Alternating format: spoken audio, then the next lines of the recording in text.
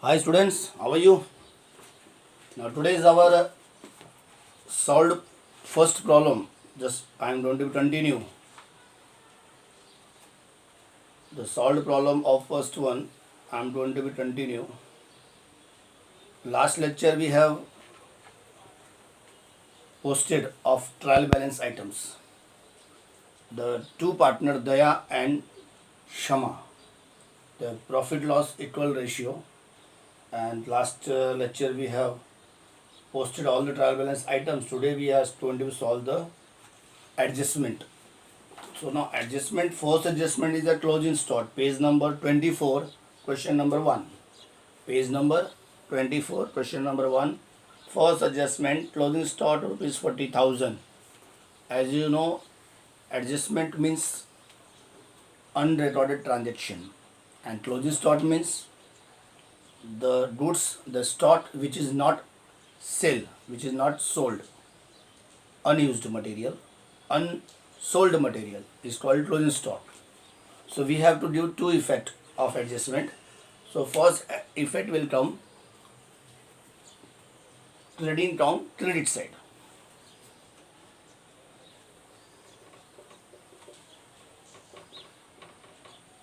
And we are write 40,000 in outer column. And second effect will come balance sheet asset side. In balance sheet you cannot write buy because balance sheet is a statement, not an account. Closing stock 40,000. So this is the first effect and second effect. There is two effect I have given. Now second is a depreciation building material 5% and 3% respectively. Building and machinery. The building's amount is 75,000.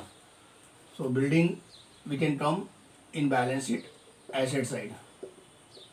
And what is the amount? 75,000. Division A, B, C. All the division of bookkeeping accountancy जो पढ़ाया वो solve करके नहीं भेजते. मैंने last lecture में ये posting बताया था, ये 11 में भी था. ये ट्रायल बैलेंस के आइटम ट्रेडिंग में आएगा कि प्रॉफिट लॉस में आएगा, बैलेंस शीट में आएगा.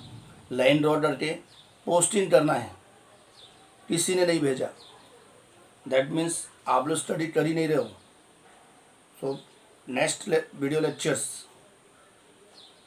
से पहले आपको ये पोस्टिंग और एडजस्टमेंट दोनों सॉल्व करके आपके नोटबुक के ऊपर आपका नाम, आपका 11th का रोल नंबर और ये दोनों सॉल्व करके इमेज भेजना है for attendance purpose. So building is 75,000. So that means we are writing minus depreciation. 75,000 का 10% कितना होगा? 7,500. उसका आधा 7,000 का 3,500, 500 का 250, 3,500 में 250 जोड़ दिया 3,750. And then we can minus 75 में 3 गया 72, 72 में 750 गया 71250. यह है first effect. And second effect profit loss to debit में to depreciate on building. And what is the amount is 3750. This is the second effect. Then bill receivable included dishonor bill of rupees 3,000. So bill receivable का adjustment जो है वो हम लोग ने bill receivable को कितना लिखा है पहले वो देख लेते हैं. Bill receivable is 3,000 dishonor हुआ तो bill receivable is how much it is 28,000. तो 28,000 में माइनस डिसऑनर ऑफ बिल. सी इसका सोल्यूशन भी आपको यहाँ पे दिया हुआ है. स्टूडेंट्स को आज ये लेक्चर के बाद ये सोल्यूशन आप देख के कर सकते हो. इसमें आपको ट्रेडिंग प्रॉफिट लॉस 8 में बनाया है, आप अलग भी बना सकते हो, 8 में भी बना सकते हैं. और बैलेंस शीट में भी यहाँ पे ऑलरेडी सब दिया हुआ है. जो मैं भी बता रहा हूँ सारे सोल्यूशन यहाँ पे दिए गए हैं. तो उस हिसाब से आप सोल्यूशन देखते भी माइंड आउट कर सकते हैं. पेज नंबर 26 में 25 में इसका सोल्यूशन दिया है. तो आपको एग्जैक्टली आइडिया मिलेगा। फर्स्ट प्रॉब्लम मैंने सॉल्व कराया, वो अनसॉल्व कराया जिसमें सोल्यूशन नहीं दिया, अभी सॉल्व करा रहा हूँ तो आपको आइडिया मिलेगा कि और कैसे हम अपने आप को इम्प्रूव कर सकते हैं। तो नाउ बिल रिसीवेबल में से 28,000 माइनस हो जाएगा 3,000 क्योंकि इसमें इंक्लूड है, और ये 25,000 आ गया। अब इसका दूसरा इफेक्ट जो है वो बैलेंस शीट के एसेट में ही आएगा। क्यों? क्योंकि बिल रिसीवेबल का मतलब क्या, what is the meaning of bill receivable? Bill receivable students को पता है, बिल रिसीव्ड हो गया। Bill receivable means outstanding, means bill का पैसा आना बाकी है। तो जो बिल का पैसा आना बाकी था वो 28,000 था, जिसमें dishonour of bill means bounce हो गया, चेक बाउंस होता है ना, उसे डिसऑनर बोलते हैं, यानी कस्टमर ने पैसा नहीं दिया। तो जो पैसा नहीं दिया तो 28,000 जो बिल का पैसा आना बाकी था, 3,000 कस्टमर ने नहीं दिया तो 25,000 हो गया। अब कस्टमर ने पैसा नहीं दिया तो डेप्टर्स का वैल्यू बढ़ेगा कि कम होगा? वो बढ़ेगा। स्टूडेंट्स क्या करते हैं, बाहट करते हैं, रट्टा मारते हैं। उनको कैसा लगता है, यहाँ जाने का यहाँ होगा वहाँ जा। बहुत सारे स्टूडेंट ऐसा लॉजिक करते हैं, बिल रिसीवेबल जाके माइनस करने का, डेटर में जाके प्लस करने का, बिल रिसीवेबल में माइनस करने का, डेटर में जाके प्लस करने का, बिल रिसीवेबल में माइनस करने का, डेटर में जाके प्लस करने का। बोर्ड के एग्जाम में बैठे हैं, कोई भी एग्जाम बैठे, बिल रिसीवेबल में माइनस करने का और डेटर में शिट, एग्जाम के पहले याद था प्लस करने का, एग्जाम में भूल गए, कन्फ्यूज हो गए, माइनस कर दिए। अब डेटर के वैल्यू में माइनस किया तो उसका इफेक्ट क्या होगा? आपका उत्तर गलत होगा। तो आप लॉजिक समझो, कॉन्सेप्ट क्लियर करो, एक एक का मीनिंग समझो। बिल रिसीवेबल का मतलब बिल का पैसा आना बाकी, आपका पार्टनरशिप फॉर्म है एंड वो दो पार्टनर आप में, एक पार्टनर आपको, आपका 28,000 आना बाकी था जिसमें एक ने 3,000 का दिया ही नहीं, एक कस्टमर ने बिल का पैसा दिया ही नहीं, डिसऑनर कर दिया, चेक बाउंस हो गया उसका, तो वो डायरेक्टली कंसिडर होता है डेटर के साथ एंड डेटर का वैल्यू बढ़ जाएगा। तो ना अभी यहाँ पे तो थोड़ा स्पेस कम है तो मैं थोड़ा सा बैलेंस शीट थोड़ा ऊपर ले लेता हूँ, यहाँ पे मैं डेटर्स लिख देता हूँ। अब डेटर्स का वैल्यू कितना दिया है, डेटर्स वैल्यू गिवन 1,32,500। तो 1,32,500 में पहले आप प्लस करो बिल रिसीवेबल डिसऑनर, ये सब दोनों एसेट्स में ही होगा, इसमें यहाँ पे लेस हुआ, वही 3,000 यहाँ पे ऐड हो जाएगा। जब आप ऐड करते हो तो ये 0,0,5,5,3,1 1,35,500, इसको मैंने इनर कॉलम में लिखा, आउटर में नहीं लिखा, इसको माइनस करके बाहर लिखा, इसको क्यों नहीं लिखा? क्योंकि और भी एडजस्टमेंट बाकी है, तो उसको भी हम लोग सॉल्व करेंगे। तो ना आपका सेकंड एडजस्टमेंट मैंने बता दिया, दो इफेक्ट। थर्ड एडजस्टमेंट, इसमें माइनस बिल रिसीवेबल में और डेटर में ऐड हो गया। Goods worth rupees 1,000 taken by Daya, personal is for not entering the goods of accounts. अब गुड्स का कैसा है कि 1,000 दया ने लिया और तो आपका ट्रेडिंग के क्रेडिट में आएगा, by goods taken by Daya for personal use 1,000। अब इससे दो इफेक्ट है, एक तो आप अलग से पार्टनर्स कैपिटल अकाउंट बनाओ, वहाँ पे शो करो डेबिट साइड में, या फिर बैलेंस शीट के एसेट में आप शो करो। बैलेंस एसेट में आपका यहाँ पे देखो शो किया है 1,000 लेस हुआ है। अगर बैलेंस शीट में लाइबिलिटी में शो करते हो, सॉरी एसेट नहीं लाइबिलिटी में शो करना है, तो आपको कैपिटल में से लेस करना है। और अगर पार्टनर्स कैपिटल अकाउंट बनाते हो तो आपको डेबिट में लिखना है दया के कॉलम में 1,000 और क्षमा कॉलम में डैश, और डेबिट में 2 ड्राइंग लिखना है। तो दो अलग अलग मेथड है। तो ना यहाँ पे मैं बैलेंस शीट में कर देता हूँ। बैलेंस शीट में आपके पास कैपिटल दिया है दया का 1,60,000 माइनस ड्राइंग 1,000, 1,59,000। 1,59,000 अंदर जो लिखा क्योंकि उसका और भी एड लेस करना बाकी है, इसलिए बाहर लिखना नहीं है। नौ ये दो इफेक्ट हो गए, एक इफेक्ट आपका यहाँ पे है और दूसरा इफेक्ट यहाँ पे है, यानी एडजस्टमेंट के दो इफेक्ट मैं बताते चला हूँ। अब पांचवा adjustment, right of 1,800 bad debt. Bad that means what? An amount which is not recoverable from the debtors. जो डेटर से पैसा हमको नहीं मिला, जो कस्टमर से पैसा नहीं मिला, जो डूब गया, जो लॉस है, वो बैड डेट हो गया। बिजनेस में लोग बिजनेस करते हैं कस्टमर पैसा नहीं देता तो वो पैसा डूब जाता है, तो अपने बिजनेस के लिए लॉस होता है। पर डेटर में टोटल डेटर में जितने लोग ने पैसा नहीं दिया, कितना अमाउंट बैड डेट हुआ, वो टर्म करना पड़ेगा। टर्म करना पड़ा मतलब माइनस करना पड़ा, तो we can minus here new bad debt. Now new bad debt how much it is 1800, वो 1800 रुपये माइनस करके आपको एक्चुअल उत्तर निकालना है।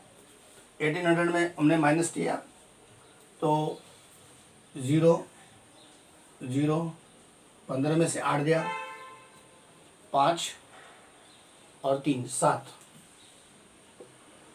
4 में से 1 नहीं जाएगा, 3 3 1।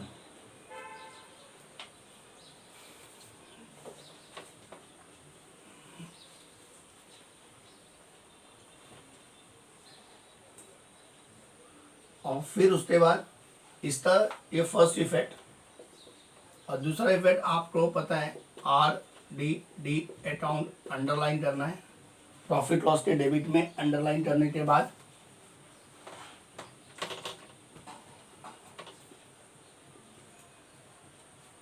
आपको यहाँ लिखना है ओल्ड बैड डेट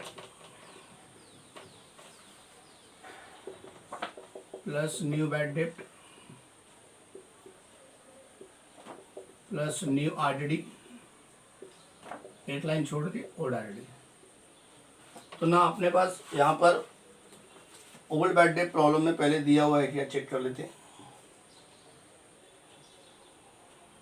यस 1000 दिया है और ट्रायल बैलेंस में रहता है, इसके लिए ट्रायल बैलेंस में 1000 लिख दिया। न्यू बैड डेट अभी 1800 आ गया। अब न्यू RDD आपको करने के लिए यहाँ पे लेस न्यू RDD, जो आपका फिफ्थ एडजस्टमेंट है। The fifth adjustment is have two adjustment, one is 1800, second is 5% on debtors. Now debtors value is 13,700, 133,700, इस पे 5% आपको निकालना है।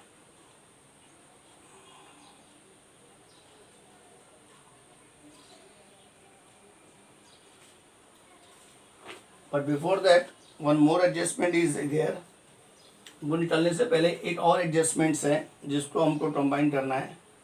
Goods worth ₹30,000 were sold but no entry was made in the books of accounts. यानी हम लोग को new bad debt अभी माइनस नहीं करना है। न्यू बैड डेट तो इसलिए माइनस नहीं करना है क्योंकि उसमें अनरिकॉर्डेड सेल्स जो है हम लोग ने एडलेस नहीं किया है। तो कभी कभी ये पूरा प्रॉब्लम को देखने के बाद पता चलता है कि कहाँ हमसे थोड़ी मिस्टेक हुई है। नो मैंने भी यहाँ पे एक मिस्टेक किया, that is I am very sorry. यहाँ पे 1800 पहले माइनस कर दिया, 1800 माइनस हो रहा, बट उसमें अनरिकॉर्डेड सेल्स को आने के बाद, यानी अनरिकॉर्डेड सेल्स जो है वो डेटर में जाके ऐड हो जाएगा। तो ना ऐड करने के लिए मुझे यहाँ पे रफ करना होगा, यानी जो सिक्स एडजस्टमेंट है उसको पहले सॉल्व करना है और फिफ्थ वाले को बाद में करना है। तो नो यहाँ पे अनरिकॉर्डेड सेल्स जो है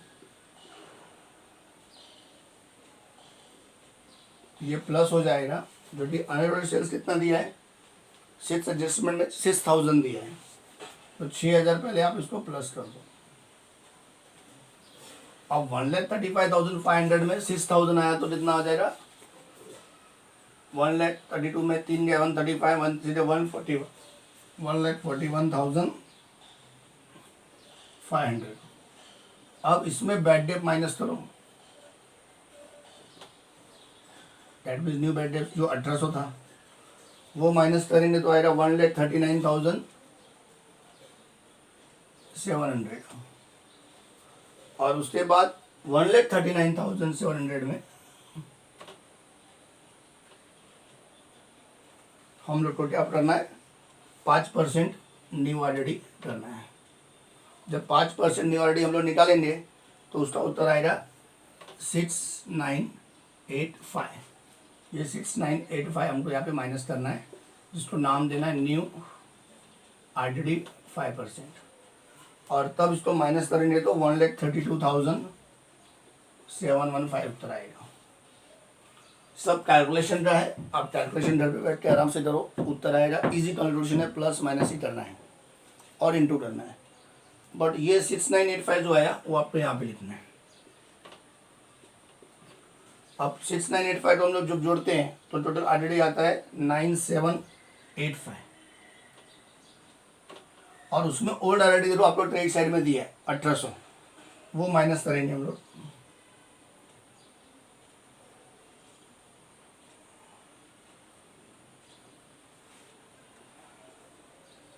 और उत्तर आ रहा है 7985। ये सब प्रॉफिट लॉस के डेबिट में होगा। इसका भी सेकंड इफेक्ट मैंने आपको बता दिया। और लास्ट जो एडजस्टमेंट है 6000 वाला, उसका फर्स्ट इफेक्ट मान लो आपने यहाँ पे दिखाया है, तो सेकंड इफेक्ट आपका बाय सेल्स में जाएगा, यानी ट्रेडिंग के क्रेडिट साइड में जाएगा। और सेल्स की वैल्यू कितनी दी है 2,85,500, उसमें वहाँ पे भी जाके ऐड हो जाएगा, यानी वहाँ पे अनरिकॉर्डेड सेल्स होगा, अनरिकॉर्डेड सेल्स, वही 6000 ऐड हो जाएगा। और उसको फिर माइनस सेल्स रिटर्न करके आपको आउटर कॉलम में उत्तर लिखना है। अनरिकॉर्डेड सेल्स का मीन्स कैसे मालूम पड़ा, गुड्स लास्ट एडजस्टमेंट में आता हूँ, फिर से एक्सप्लेन करता हूँ। गुड्स वर्थ रुपये 6000 वेयर सोल्ड, 6000 का बेचा दोनों पार्टनर ने, but no entry was made in the books of account, entry नहीं हुआ, रह गया। हो सकता है कि अपना अकाउंटिंग ईयर 31 मार्च को खत्म होता है, 28 मार्च को उसने एंट्री लिखना बंद कर दिया, 29 को हॉलीडे आ गया, 30-31 बहुत जोर से बारिश हो रही, वैसे मार्च में तो होता नहीं है, मान लो हो रही, ऑफिस क्लोज, सब कुछ क्लोज। अब वो अप्रैल में गए, भूल गए, नया अकाउंटिंग ईयर चालू हुआ। बाद में सीए ने ऑडिट किया, ऑडिट में पता चला कि एक 6000 का सेल्स हुआ था, उसका रिकॉर्ड लिखा नहीं। तो सेल्स का रिकॉर्ड नहीं लिखा तो अब लिखना पड़ेगा, तो लिखा तो दोनों जगह प्लस हुआ, यानी डेटर भी बढ़ गया और सेल्स भी बढ़ गया, यानी दोनों जगह पे ऐड हो रहा है। क्योंकि सेल्स का रिलेशन डायरेक्ट डेटर्स के साथ होता है, नहीं कस्टमर्स के साथ, और डेटर्स मीन्स क्रेडिट कस्टमर्स, यानी जो उधार में हमसे सामान लेते हैं।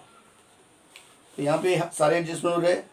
अब 2 एडजस्टमेंट है हिडन एडजस्टमेंट, वो आप होमवर्क कर देता हूँ मैं आप लोग के लिए, आप वो होमवर्क कीजिए, और इसका सोल्यूशन में दिया भी है।